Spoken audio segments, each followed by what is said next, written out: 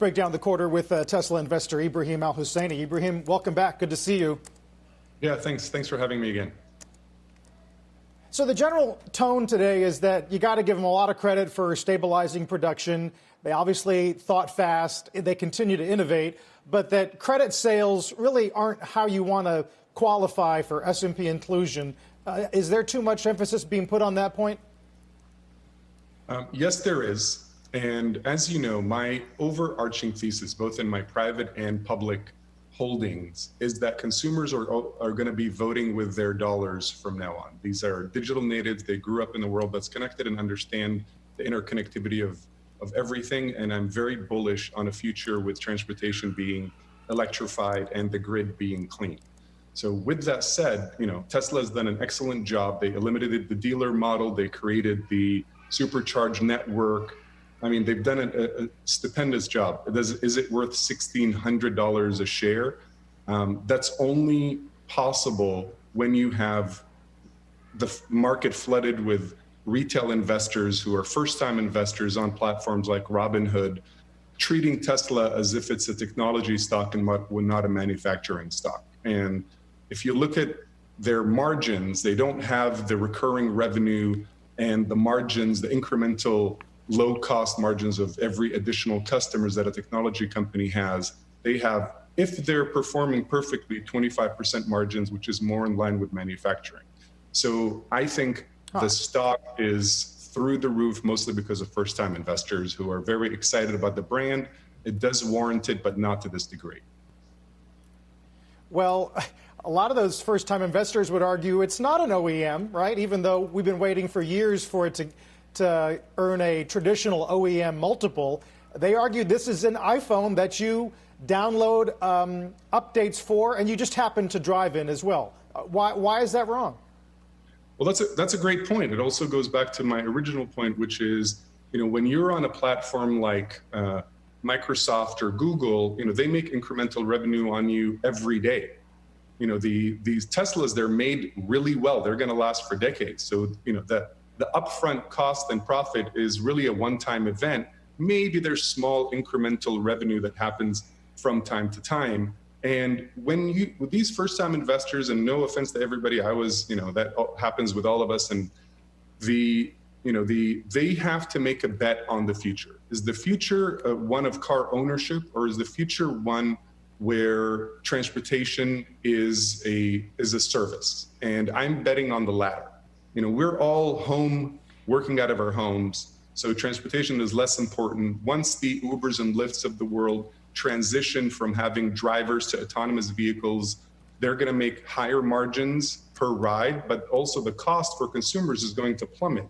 So if it costs me $2 to get across town and a robot's going to show up with a click of a button to take me there autonomously, electrically, cleanly, why would I go through the expense and hassle of car ownerships, insurance, parking tickets, all the nightmares of owning these very expensive assets? It makes no sense for the future. Ibrahim, good morning. It's Deirdre Bose out west. That point is taken well, although in a post-COVID world, I wonder if the appeal of car ownership goes up. But, I want to go a step further than what Carl just asked you. What if Tesla isn't even a play, as some of the bulls, Chamath Palihapitiya this morning, argued that cars are just the first wave and that Tesla is really a bet on decarbonization and electrification? Do you think that, that obviously remains to be seen, but on those terms, could it be trading worth a $300 billion company? So I think Tesla will play a great role, and we will use our Teslas as battery backups.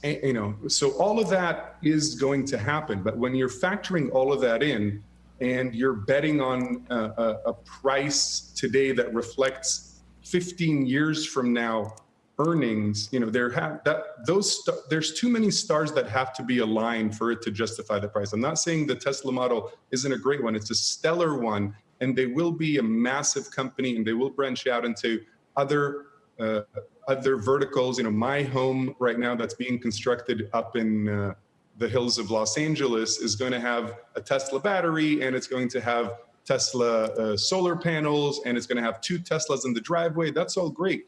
I represent a small percentage of the market, and this is my space. And I have a personal relationship with the company because I've been in it for such a long time.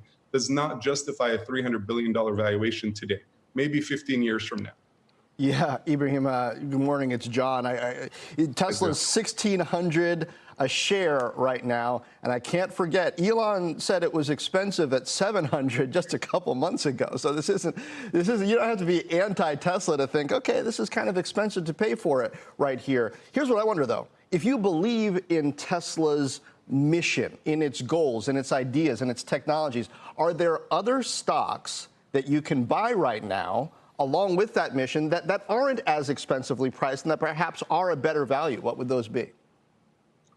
Great question. So first, let me identify something that the market hasn't talked a lot about, which is the price to sales ratio. I mean, price to sales ratio of Tesla is now higher than Alphabet and Facebook and approaching Microsoft. Just to address your price per share question, other stocks that are there's a lot of private companies, unfortunately, that are going to be going public that will help in the electrification of the future. Unfortunately, not a lot of them are public yet, so I can't lead you to too many, but I agree with you that the world is headed in that direction. Well, give us a couple names anyway, even if they're private, so we can look out for them. Sure. So there's a company called Sonova, which is self-serving. I get to talk about it, but it really is from an authentic place of enthusiasm that takes all of our garbage, whether it's industrial waste, commercial waste, municipal waste, and keeps those molecules in perpetual motion. It turns them into energy, it turns them into other products perpetually, so we don't have to have any of them go up into the atmosphere ever again. And think about a world where everything we throw away, and unfortunately the average American consumer is responsible for about 5 pounds of garbage per person per day. Think about that. And the developing world, now that it's getting wealthier, is also reaching those numbers. It's going to be reaching about 3 pounds per person per day.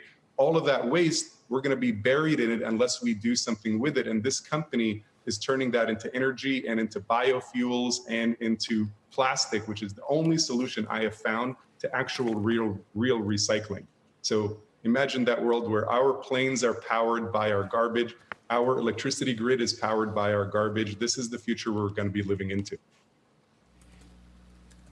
Finally, Ibrahim, just to push back on the Robinhood narrative, I mean, it is an institutional holding. It's not just a plaything. It's not pets.com. I mean, Ron Barron would certainly argue that. Would you go that? Would you at least concede that? And I wonder what kind of drawdown in the price would make you interested in buying fresh shares? So excuse me. You need to get that?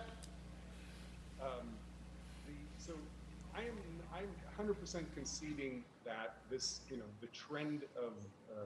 Ibrahim, I apologize. I think we lost your audio on that, but we hope to have you back. A good conversation and a good way to start the hour. Ibrahim AlHusseini, Tesla investor.